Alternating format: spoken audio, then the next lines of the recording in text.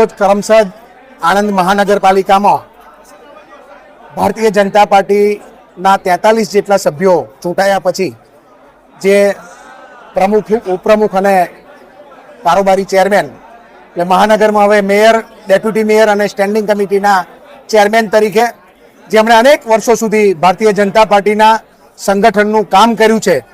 એવા સમગ્ર જિલ્લાનો જેણે મહિલા મોરચો સંભાળ્યો હતો એવા અમારા બેન શ્રી દીપિકાબેન પટેલની વરણી કરવામાં આવી છે. સાથે સાથે ડેપ્યુટી મેયર તરીકે કમલેશભાઈ ડાભીની વરણી કરવામાં આવી છે અને સ્ટેન્ડિંગ કમિટીના ચેરમેન તરીકે 12 સભ્યો સાથે અમારા મયુરભાઈ સુથારની વરણી કરવામાં આવી છે. હું અમારા ત્રણેય પદાધિકારીઓને ખૂબ અભિનંદન પાઠવું છું, શુભકામનાઓ પાઠવું છું. આણંદ જિલ્લાની અંદર આ સ્થાનિક સ્વરાજ્યની ચૂંટણીઓની સાથે જે આણંદ જિલ્લા પંચાયત અને કરમસદ આણંદ મહાનગરપાલિકા બધી જ જગ્યાએ આજે ભારતીય જનતા પાર્ટીનો શાસન છે. આણંદ જિલ્લાની 9 નગરપાલિકામાં ભારતીય જનતા પાર્ટીનું શાસન છે. તાલુકા પંચાયતની અંદર 8માંથી 7 તાલુકા પંચાયતમાં ભાજપનું શાસન છે. આણંદ જિલ્લા પંચાયતમાં 40માંથી 33 સીટો ઉપર ભારતીય જનતા પાર્ટીના ઉમેદવારો વિજેતા થઈને શાસન છે. આજે કરમસદ આણંદ મહાનગરપાલિકામાં પણ 43 સીટો સાથે જ્યારે બન્યા છે ત્યારે હું સમગ્ર આણંદ જિલ્લાના તમામ ભારતીય જનતા પાર્ટીના કાર્યકર્તાઓનો હૃદયપૂર્વક ખૂબ અભિનંદન પાઠવું છું, આભાર પણ માનું છું. સાથે સાથે આખી ચૂંટણી પ્રક્રિયા દરમિયાન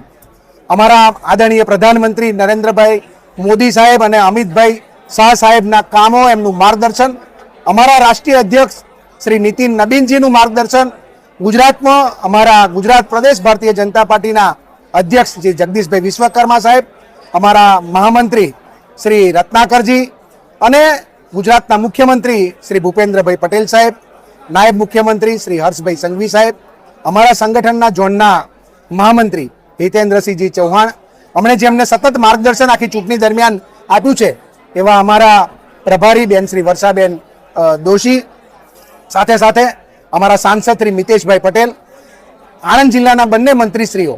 રમણભાઈ સોલંકી, કમલેશભાઈ પટેલ, અમારા ધારાસભ્યશ્રીઓ યોગેશભાઈ પટેલ, વિપુલભાઈ પટેલ, ચિરાગભાઈ પટેલ અને હર્ષદભાઈ પરમાર, સાથે સાથે અમારી સંગઠનની આખી ટીમ, ચૂંટાયેલા સૌ જનપ્રતિનિધિઓ, એમણે જે પ્રકારે લોકોની વચ્ચે જઈને ભારતીય જનતા પાર્ટીના વિકાસના કામો છેવાડાના વ્યક્તિ સુધી પહોંચાડ્યા છે એનું આ પરિણામ છે. ભારતીય જનતા પાર્ટીનો એક કાર્યકર્તા, એને ટિકિટ મળી ન મળી, પદ મળ્યું ના મળ્યું, પરંતુ મારું ભારતીય જનતા પાર્ટીનું કમળ જીતે એના માટે જે મહેનત કરે છે એનું આ પરિણામ આપણને